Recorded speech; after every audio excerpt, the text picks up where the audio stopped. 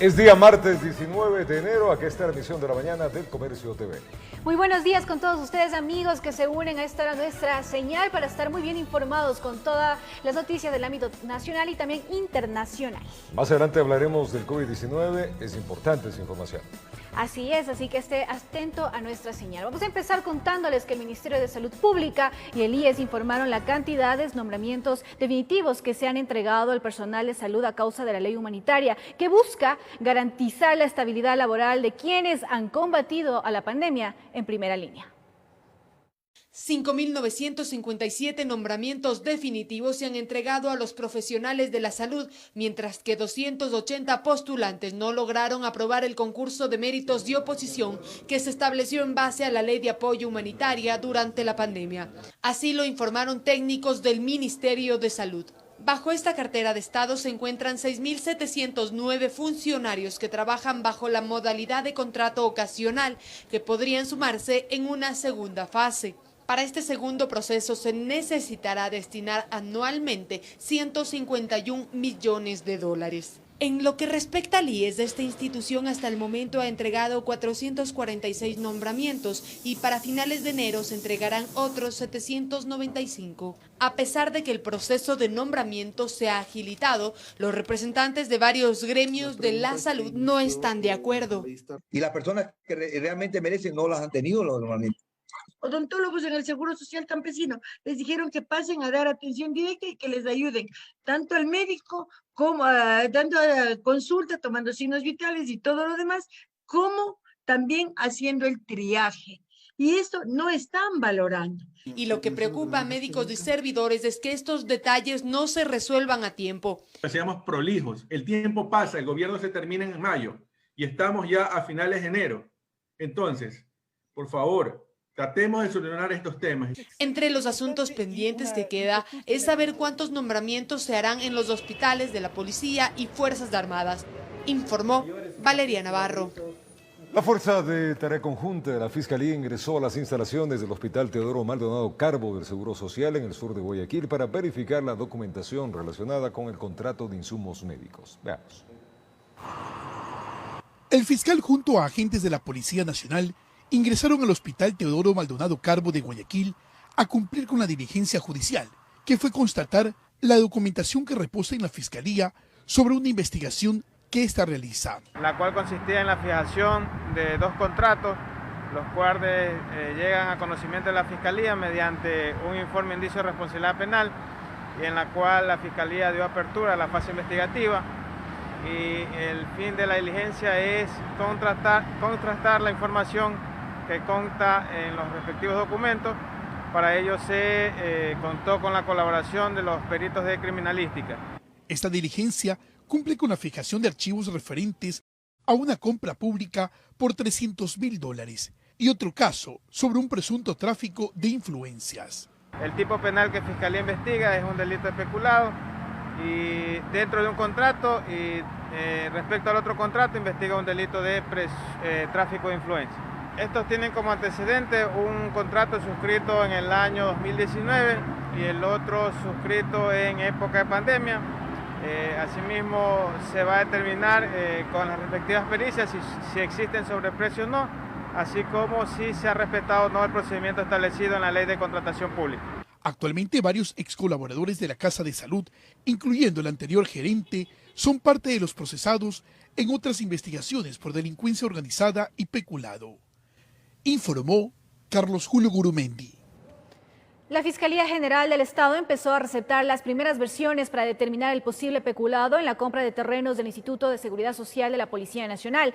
El ISPOL habría pagado cerca de $26 millones cuando el precio real bordaría los $3 millones.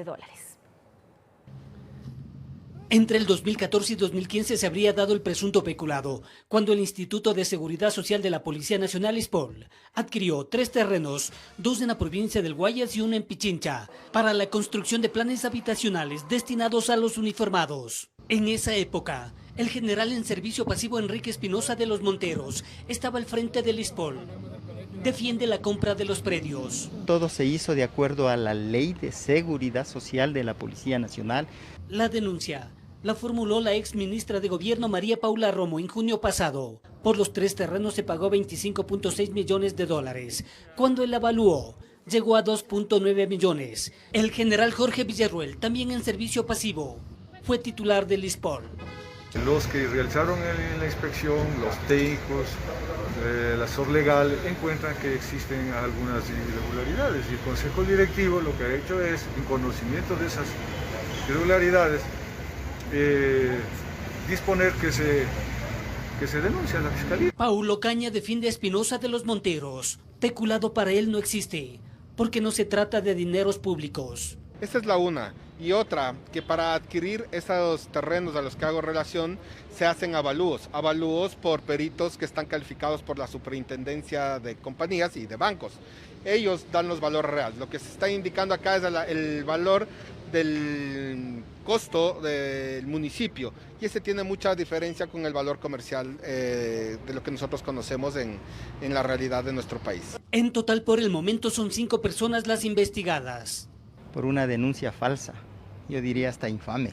En la hacienda Anchamás, en Uyumbicho, parroquia del Cantón Mejía, cerca de Quito, se tenía previsto construir 1.293 casas. Por el predio se pagó $14 millones, a pesar que este tenía un avalúo de $500.000. Como consta en la denuncia, informó Héctor Romero.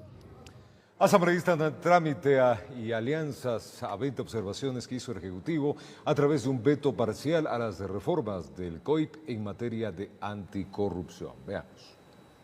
La Comisión de Justicia de la Asamblea Nacional conoció y dio trámite al veto parcial presentado por el Ejecutivo, en el que se realizan 20 observaciones a la ley reformatoria del Código Integral Penal en materia anticorrupción.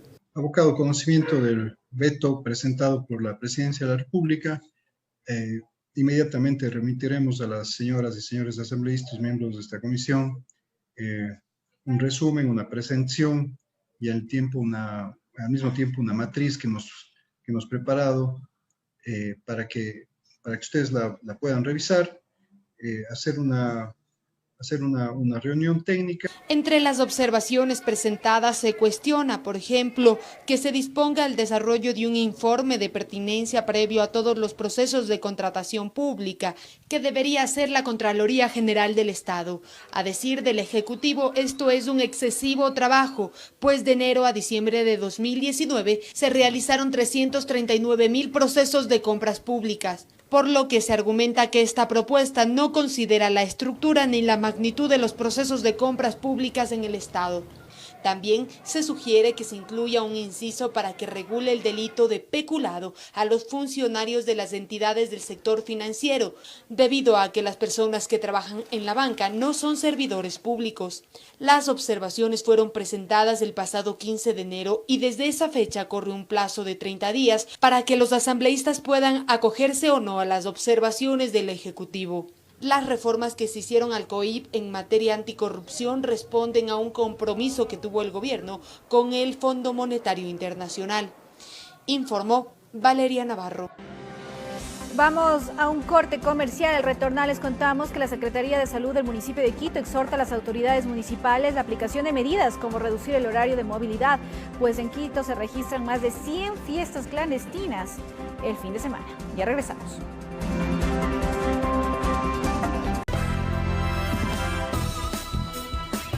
Continuamos con más información y les contamos que la Secretaría de Salud del municipio de Quito exhorta a las autoridades municipales la aplicación de medidas como reducir el horario de movilidad, la atención en restaurantes y confinamiento para los fines de semana. Esto tras el irrespeto de las medidas y las aglomeraciones registradas en los últimos días.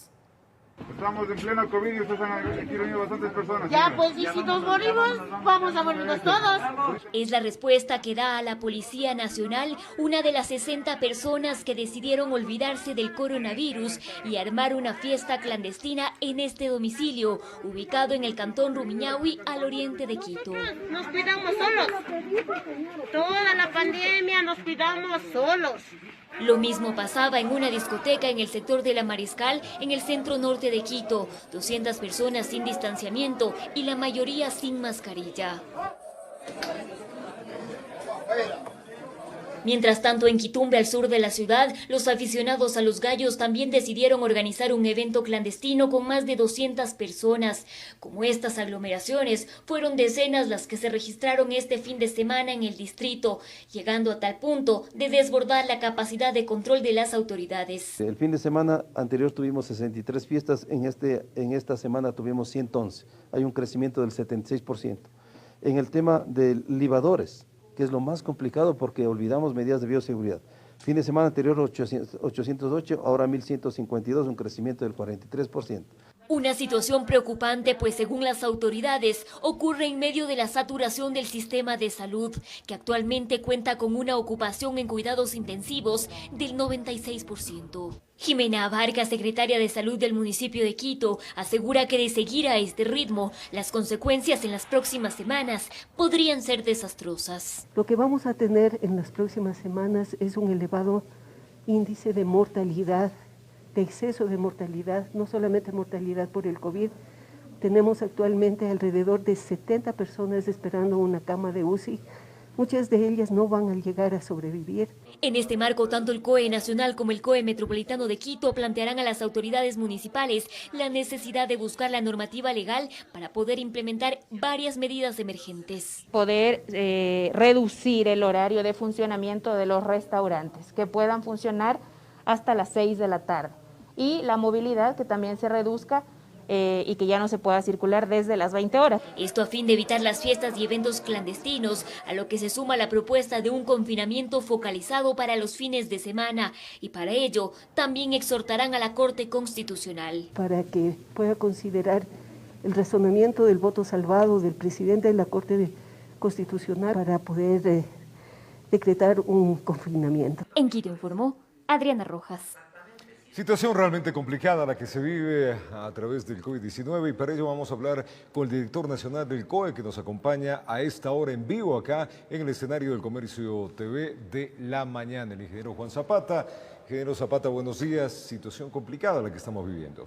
Buenos días, Roberto. Muchísimas gracias. Buenos días a todos los televidentes a nivel nacional.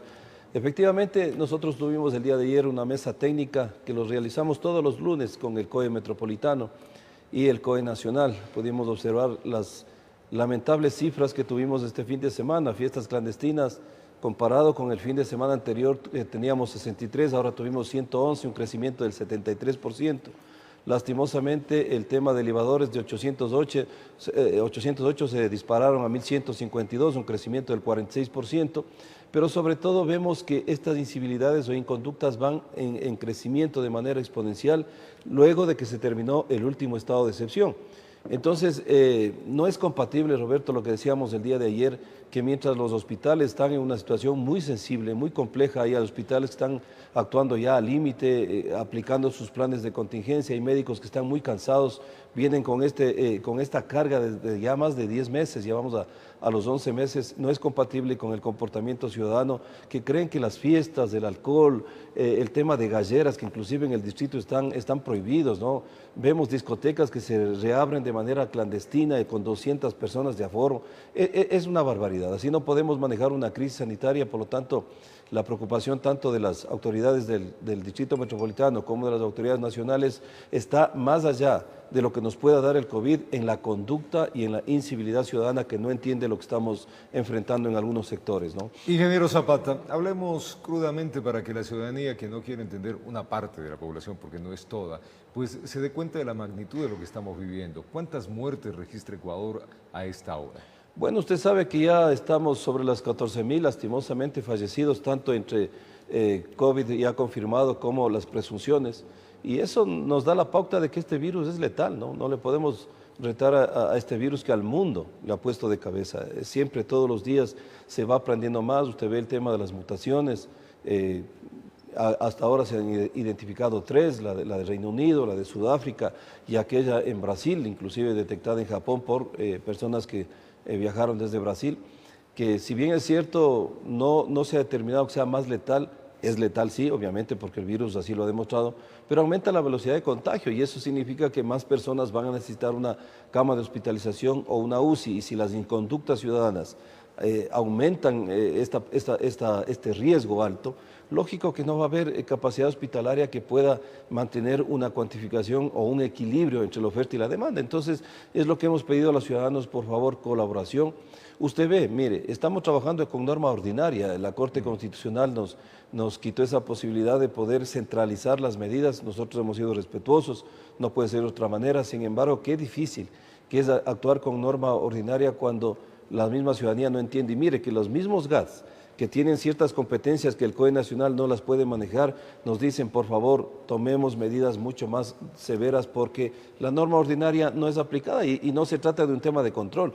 El control también está al límite. Hay policías, intendencias, comisarios, que vienen, agentes de agencia de control, que vienen también con una carga de 11 meses, es muy complicado. Hablemos por partes, ingeniero Zapata, de las muertes que nos está diciendo, estas 14.000 muertes que se registran en el país, ahora con esta nueva oleada, porque podríamos llamar una nueva oleada, ¿cuántas se registran diariamente en el país? Bueno, quizás tomemos el caso de Guayaquil, ¿no? El caso de Guayaquil, veníamos hace 10 días más o menos con 7 fallecidos lastimosamente por día. Ahora el reporte de la Mesa de Salud nos ha dado que ya están en 14. Entonces, claro, cuando hablamos quizás de cifras nacionales, se puede generar, claro, porque hablamos promedios. Sin embargo, hay que tomar en cuenta qué es lo que está pasando con las ciudades. Quizás Quito, en el análisis que hicimos el día de ayer, todavía no vemos una complicación en el aumento de fallecidos, y qué bueno que sea así. No queremos que más ecuatorianos fallezcan y eso es importante. Sin embargo, si es que vamos con estas tendencias de que las UCIs están ya, digamos, copadas en algunos hospitales, de que mayor gente está en lista de espera o necesita una cama de hospitalización, obviamente que los resultados van a ser muy negativos y es lo que nosotros queremos evitar. ¿De dónde sale el dato, ingeniero Zapata, que hay 4.000 muertes diarias en el país? No, en lo absoluto, no. En lo absoluto, nosotros tenemos un registro que se lo entrega públicamente todos los días, la infografía que entrega la Secretaría Nacional de Gestión de Riesgos sobre la data científica que lo envía el Ministerio de Salud Pública. Y también, ese es otro aspecto que tenemos que luchar los ecuatorianos con las noticias falsas, ¿no? Estos fake news que no tienen sentido. Siempre hay que informarse por canales oficiales. Nosotros hemos dicho, la situación es sensible en los hospitales, pero aún así tenemos un oxígeno, y un oxígeno que nos ha permitido las medidas que se tomaron en Navidad y fin de año. Yo creo que la ciudadanía les llamamos a reflexionar por un solo momento. ¿Qué hubiese pasado si nosotros no teníamos estas medidas de contención en Navidad y en fin de año? Esta semana y hubiéramos estado con hospitales en una situación catastrófica, como dice la Secretaría de Salud, que ellos también están analizando la data científica del Distrito Metropolitano. Y la próxima semana hubiésemos tenido ya las consecuencias de fin de año. No olvidemos, y es importante recordarle al país, más de 2 millones de personas evitaron las medidas que se muevan por el territorio ecuatoriano. Más de 1.200.000 personas evitaron que se concentren en playas ecuatorianas, sobre todo en el tema de recibir el nuevo año. Imagínense esas consecuencias que hubiésemos tenido con estos comportamientos que estamos mirando, donde la gente se olvidó que el virus sigue con nosotros. No sé qué es lo que está pasando. Ahora, con esos comportamientos que estamos hablando, ingeniero Zapata, hay dos aristas. Una, la Corte Constitucional impide que se haga un toque de queda, impide que se tomen otras medidas. ¿Qué acciones van a tomar ustedes? Porque no hay respuesta con la ley normal, con los pedidos, con la solicitud de un comportamiento civilizado y que se entienda la magnitud que se tiene esta nueva oleada que ha llegado también al país. Mire, Roberto, hasta el momento nosotros registramos ya cerca de 143.000 aglomeraciones. Ya hemos superado las 45.000 fiestas clandestinas, y si nosotros vemos las ciudades que están en los primeros lugares son las mismas que tienen el mayor número de contagios, ¿no? En aglomeraciones tenemos Quito, Guayaquil y Cuenca. En fiestas clandestinas tenemos Esmeraldas, Guayaquil y Quito. En libadores tenemos ya, hemos superado ya los 313.000 libadores igualmente, Guayaquil, Quito, Cuenca. Y en el tema de escándalos estamos ya por los 280.000 casos que nos generan complicaciones, y son las mismas ciudades. Por lo tanto, debemos entender que las inconductas o incivilidades tienen una relación directamente proporcional al número de contagios, y obviamente esto es consecuente con la capacidad hospitalaria que se requiere. Por lo tanto, nosotros ¿qué hemos hecho? Analizar todos los días la data científica. Por eso la semana anterior el COE Nacional tomó unas 2 decisiones que fueron muy importantes. La primera, de suspender estos planes pilotos. Recuerde usted que fueron 79 los primeros que se aprobaron, después 204 planes pilotos en el sistema educativo y 17 universidades, 5 que fueron primero aprobados y 12 después. Y también extender el teletrabajo hasta un nuevo análisis que va a ser el 9 de febrero. No significa que el 9 de febrero retornen estas actividades. El 9 haremos el análisis epidemiológico. ¿Y por qué el 9? Porque vendríamos después de una primera jornada electoral, que es el 7 de febrero, que es otro de los eventos que tenemos y lo estamos trabajando con muchísima profesionalismo y mucha seriedad. Por lo tanto, el 9 de febrero tomaremos las decisiones de qué fecha se reincorporarían estas actividades. Y si la data científica del sistema epidemiológico y la capacidad hospitalaria nos dicen que todavía tienen que permanecer obviamente suspendidos, así lo haremos, que son decisiones responsables. Y hemos exhortado, por favor, a los 221 cantones GATS del país que tomen acciones mucho más estrictas en 3 frentes importantes. Los aforos, tanto en el sistema público, plazas, usted ha visto, plazas, digamos, parques que están llenos, jugando fútbol, vóley, actividades que están suspendidas porque las actividades físicas de contacto todavía no están autorizadas. Los aforos en todas diferentes modalidades, hoteles, restaurantes, centros comerciales, que se vayan regulando. Mire lo que ustedes acaban de pasar en la nota anterior, muy bien efectuada, las barbaridades que encontramos en discotecas que están cerradas y tuvieron más de 200 personas.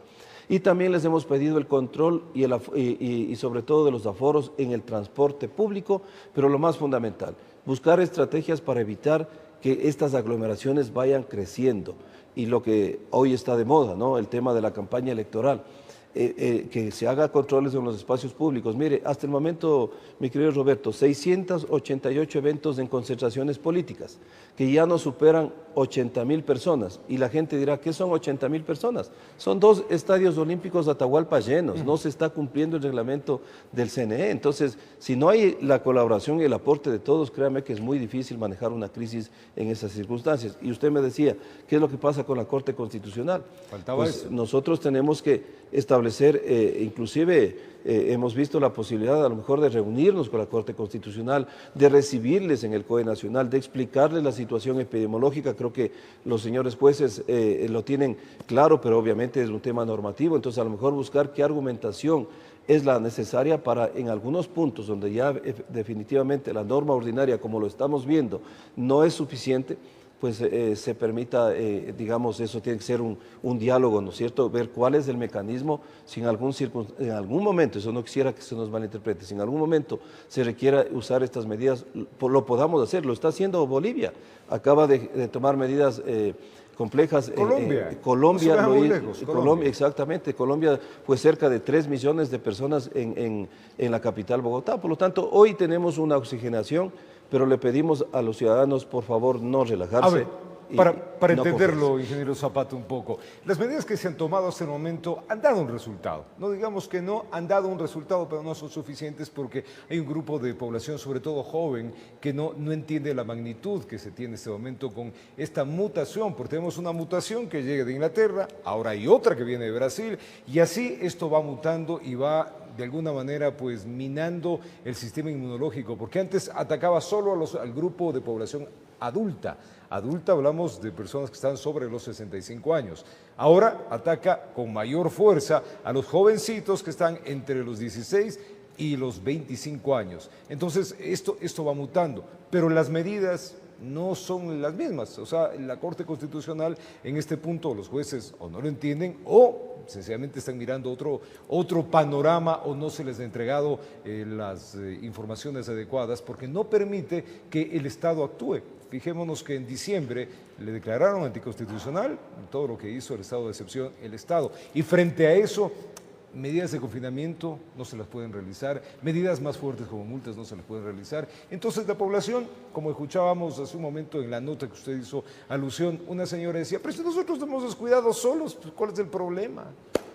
A ver, Roberto, aquí hay 3 cosas fundamentales que no podemos perder del horizonte, ¿no? Cuando se tienen que tomar medidas que den resultados, son medidas estrictas con la finalidad de evitar 3 cosas. El primero, la movilidad. La movilidad de personas y vehículos, obviamente dicho por los expertos, es lo que aumenta la posibilidad de contagio, porque el virus se mueve con la gente. El segundo tema era el tema de las aglomeraciones. Usted sabe que la aglomeración no garantiza el distanciamiento social, por lo tanto es un potencial de riesgo altísimo. Y sobre todo con las aglomeraciones que esperábamos en fin de año en la playa, ¿quién iba a estar con mascarilla? Usted sabe que las medidas de bioseguridad hubieran sido muy complejas. Y el tercer punto era evitar las famosas reuniones sociales, tanto en Navidad como en fin de año. Esos tres objetivos se lo cumplieron. Pero la Corte declaró anticonstitucional. Exacto, exacto, Roberto. Si no hubiésemos tomado esas medidas atacando estos tres objetivos, hoy la situación hubiera sido catastrófica y no estamos sobredimensionando esa palabra. Sin embargo, al no poder tener posibilidad ya de hacer medidas que apunten a estos objetivos, es muy difícil porque miren, ustedes los medios de comunicación han sido tan importantes en este aspecto, han sacado familias enteras que hoy están contagiadas por una cena de Navidad.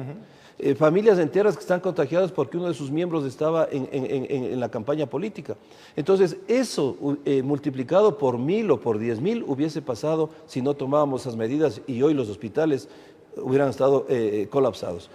Al no tener estas posibilidades, ¿a qué se apela? El COE Nacional toma sus decisiones en las competencias que tienen los ministerios rectores a nivel nacional, educación, seguridad, y usted ve todas las que hemos tomado. Pero tenemos que llamar a los 221 cantones a que tomen medidas orientadas en esa misma línea en sus competencias, que son espacio público, aforos, obviamente el tema del tránsito y la movilidad, porque no la podemos hacer.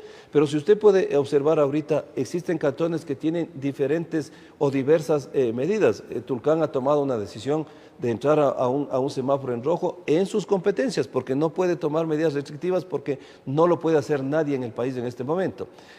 Al igual, tenemos un pedido del GAD de Santo Domingo que nos solicita que le determinemos una alerta naranja. Entonces, claro, mire, cuando no se centralizan las medidas y se maneja el país con una visión nacional, que esto es una pandemia, pues es mundial, no solamente es nacional, pasa esto, ¿no? Que hay cantones que quieren tomar una medida, otra medida, y para el COE nacional es muy complicado. Entonces, hemos exhortado a los 221 cantones que tomen medidas estrictas en estos temas, que por favor, actividades, estimado Roberto, que no garantizan distanciamiento social, eventos públicos masivos, el tema, y nos duele, porque hay familias atrás de esto y nos duele, pero lastimosamente la vida de los ecuatorianos está sobre cualquier decisión o sobre cualquier criterio, por más respetado que sea, como discotecas, bares, nightclubs, y también estos irresponsables no son solidarios con aquellas familias que ya necesitan activarse, porque si los hospitales están en este nivel de sensibilidad, ¿cómo podemos nosotros decirles a los GATS aperturen esto cuando son competencias de los GATS, no del COE Nacional? Ingeniero Zapata, hay la posibilidad frente a este panorama porque la parte hospitalaria está a punto de colapsar, o sea, eso ya lo han dicho médicos que están realmente agotados, estamos hablando que vamos a llegar a un año de pandemia y los médicos que están en primera línea, enfermeras, todo el servicio médico está agotado. Así es. Estamos con un 96% aproximadamente de utilización de las UCIs, que son justamente las camas de emergencia que necesitan las personas que padecen el COVID-19, prácticamente ya no hay. Frente a todo este marco, ¿no será que hay que tomar unas medidas más fuertes, hay que tomar medidas más drásticas? Y le pongo el ejemplo, no nos vayamos tan lejos, en Medellín hay toque de queda, en Bolivia hicieron lo mismo, Argentina está haciendo lo mismo. Chile también. Chile está haciendo lo mismo. México, que era un país que no lo miraba tan cerradamente, hoy también comienza justamente a poner estados de excepción, evidentemente hay indisciplina ciudadana en todos estos países, pero tiene que tomar medidas más fuertes. Aquí no nos permiten, que es algo que a mí, le digo como ciudadano, me llama muchísimo la atención, porque vemos que la indisciplina sigue latente. Y le voy a dar el otro punto antes de que usted me conteste. El tema de la movilidad, los buses en las diferentes ciudades que usted mismo ha hablado, los buses van repletos, nadie controla los buses. Entonces se suprime el tráfico, que lo entendemos, la lógica del por qué. Usted es un ingeniero que estudió mucho del tema del tráfico y nos puede dar cátedra de eso, pero por el otro lado no hay control de los buses de servicio público y van como costales de papa. Entonces hay estructuras que por un lado están bien y por otras no hay control. Es que por eso yo insisto, Roberto, y se lo digo con toda la autoridad de haber trabajado como presidiendo el COE Metropolitano en 47 oportunidades en todos los eventos y riesgos que tuvo la capital, y ahora haber estado en el COE Nacional, tanto en los eventos de octubre como en la pandemia, desde el primer día que se instaló el COE Nacional, el 12 de marzo, sabemos estos temas, cómo se manejan. Por eso yo sigo insistiendo, cuando usted tiene en cuanto a la territorialidad, tiene una pandemia y obviamente una crisis que activa todo el país, no puede tomar decisiones diferentes, no puede no tener centralizadas las decisiones, porque ahí ocurre aquello.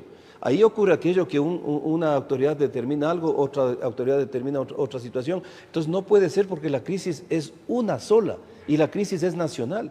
Entonces, si no tenemos esa posibilidad legal, porque usted, y eso también quiero aclararle, porque mucha gente cuando escuchó la inconstitucionalidad creía que lo que ocurrió antes de esa fecha, que fue un sábado a las 21 horas con 18 minutos, recuerdo claramente, que la Corte nos notifica, esto obviamente entiendo que es el 2 de enero, si no estoy mal, si la memoria no me falla. La resolución es el 27, pero entrega desde el 21 que se determinó el decreto de excepción, del 21 de diciembre hasta el 2 de enero, todo lo actuado es legal, porque el presidente actúa sobre su competencia legal y constitucional. Lo que la Corte Constitucional, al hacer el control constitucional, su disposición es desde el momento que nos notifica hacia adelante.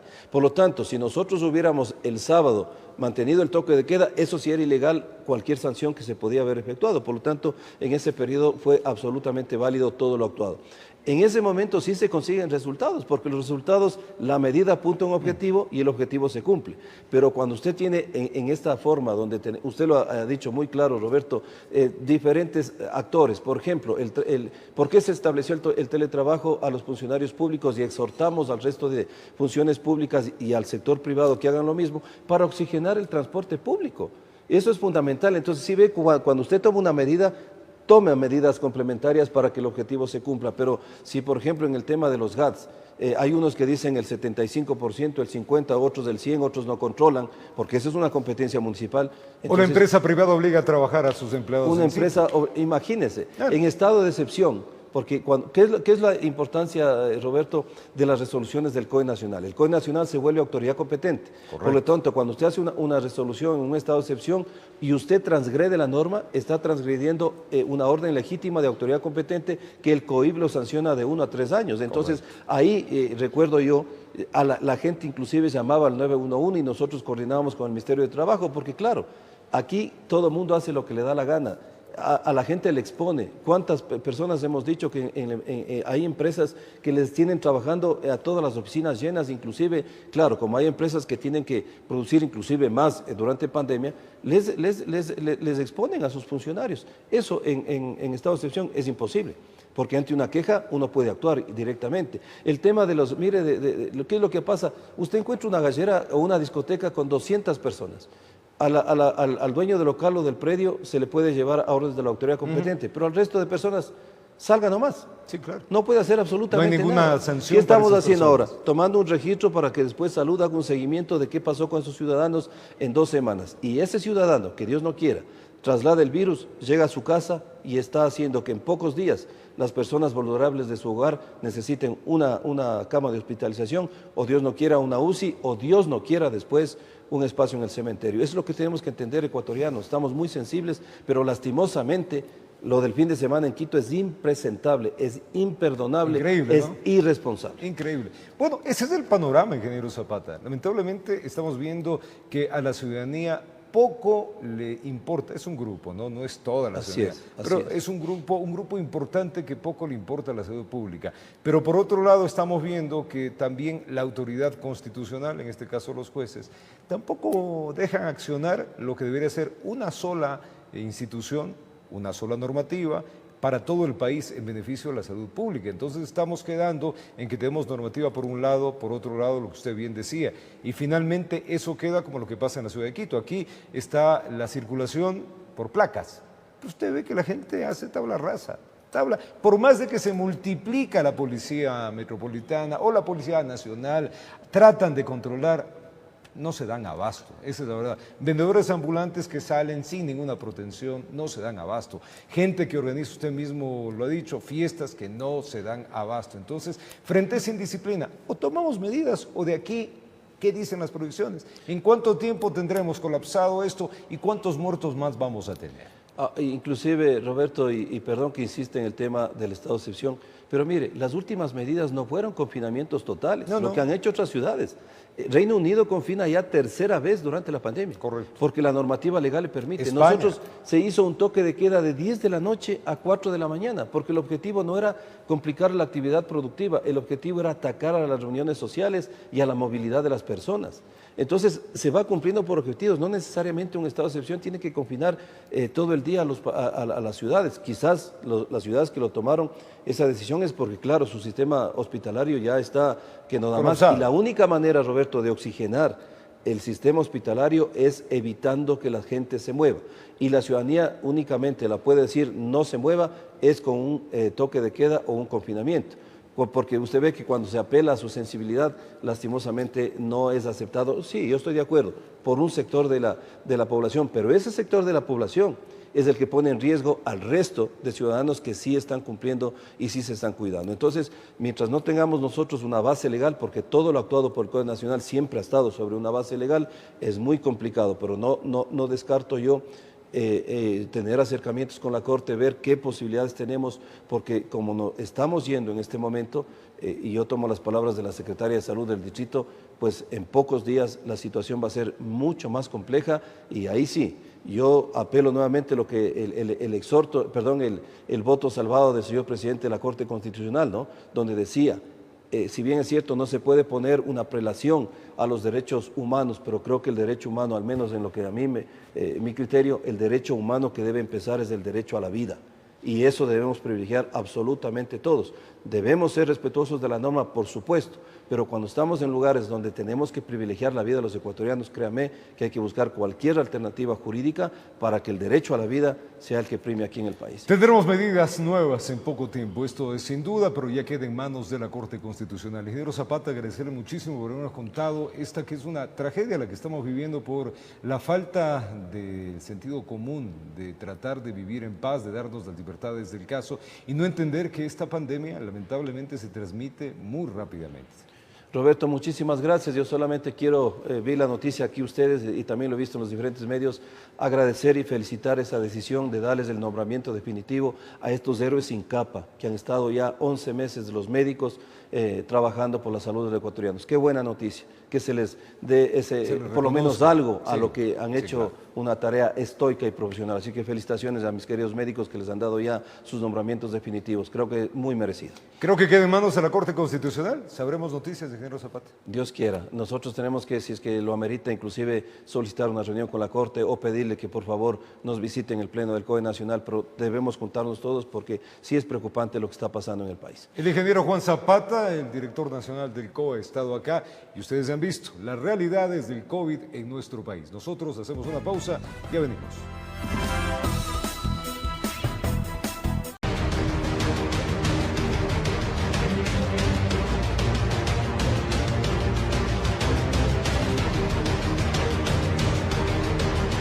Decisión Electoral 2021. Continuamos con información, incentivos tributarios al sector agrícola y la exoneración del impuesto a la renta por 5 años a la industria turística son las principales propuestas de Henry Kronfle del Partido Social Cristiano para impulsar la reactivación económica. Jorge Escobar habló con el candidato. La primera plataforma público-privada latinoamericana cuando tenía 35 años. Empresario por vocación, saltó a la palestra política en 2017 por el Partido Social Cristiano. Dice que conoce bien lo que hay que hacer para salir de la cornisa. Se tienen que exonerar de todos los impuestos, excepto del impuesto a la renta, a todas estas actividades. ¿Por qué? Cuando usted ve los países vecinos, Colombia, por ejemplo, y Perú, no tienen estas cargas tributarias que distorsionan la propia actividad. Hoy el campo no es rentable, hay que hacerlo rentable. Expresidente de la Cámara de Industrias de Guayaquil y el Comité Empresarial Ecuatoriano, Henry Kronfle también ocupó un cargo ejecutivo ante la CAN. Aquí sí, incluido el impuesto a la renta en el sector turístico, por 5 años a este sector que ha sido tan abatido por esta pandemia. Al margen del Parlamento de hoy, destaca que ahora los informes de juicios políticos de la Comisión de Fiscalización ya no son vinculantes y la creación de una comisión de ética para apagar cualquier conato de diezmos. Por eso es que nosotros tenemos un plan justamente anticorrupción, o sea, para los delincuentes de cuello blanco y también para parar la delincuencia en la calle. En lo social plantea la entrega de 400.000 computadoras en sectores populares y 600.000 oxímetros, con el fin de monitorear su salud a través de una aplicación. En finanzas públicas creen el blindaje presupuestario a los GATS. El IVA no se entregue ni de las universidades ni de los municipios, sino que se retenga y se haga un cruce de cuentas con el Servicio de Rentas Internas, porque cuando se entreguen nunca lo devuelven o lo devuelven muy tarde. Para que prefecturas y municipios, afirma, ya no tengan que peregrinar por sus asignaciones de ley. Con cámara de Efraín Flores, informó Jorge Escobar. Los aspirantes a la presidencia continúan trabajando en sus propuestas de campaña en territorio. Visitas a la serranía y a la costa ecuatoriana fueron puntos estratégicos para ejecutar sus actividades proselitistas. Veamos. Juan Fernando Velasco de Construye se encuentra recorriendo el país en busca de expresar sus propuestas y ganar votos para las elecciones de febrero. En varios videos se lo observa en distintas zonas compartiendo con la gente. El candidato de Pachacutic, Yacu Pérez, no se quedó atrás y durante este lunes brindó una rueda de prensa enfocada en su discurso ecológico y conservacionista, sin dejar de lado temas como la educación y economía del país. No es justo que una provincia tan representativa como es Santo Domingo de los Áchilas, esta provincia no tenga una universidad. No es justo que el sur de Quito no tiene una universidad. También desde la costa ecuatoriana, Isidro Romero de Avanza ante gremios de pescadores dio paso a sus iniciativas de producción y desarrollo de esa actividad. La ley de pesca en este país se va a cambiar como se va a cambiar la ley agrícola en este país. Y le vamos a favorecer a toda la gente, campesinos, agricultores y artesanos como son ustedes. La candidata por la lista 35 Alianza País, Jimena Peña, avanza con su propuesta electoral por varias zonas. Su posición va tomando fuerza con una visión feminista. Mujeres, el país nos requiere.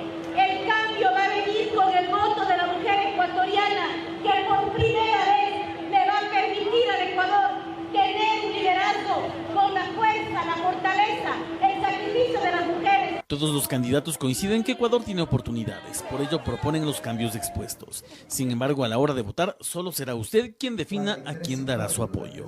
Informó Javier Rosero.